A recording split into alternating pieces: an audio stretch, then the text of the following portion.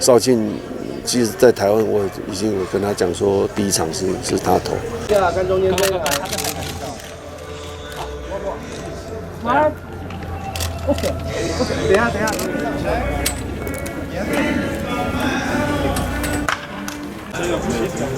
这样往后啦。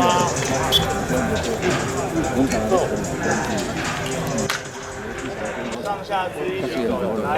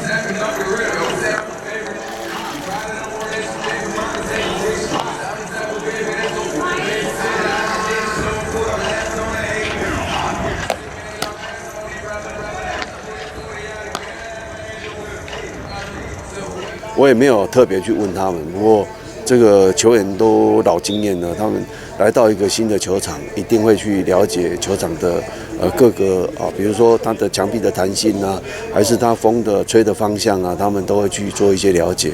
那我刚刚也讲嘛，冠宇刚好是这里的主场，所以他对这个球场事实上是了解的。有疑问的话就去问他这样。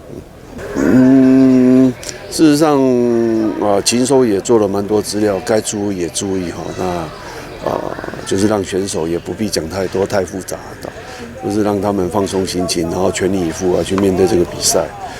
该注意的，我想该讲的、该注意的，应该都已经注意了。所以，我想相信选手吧，做好我们的准备。那邵庆其实，在台湾我已经有跟他讲说，第一场是他投，所以也不用刻意去跟他叮咛什么啦，因为我刚刚也讲嘛，就是上一次他面对波多黎各的时候做禽收，他也是知道哪一方面该加强，哪一方面该注意。那现在同样的对墨西哥依然同样的方式去复制啊。那晚上我们看禽收的时候也是在这一方面再稍微加强一下就好。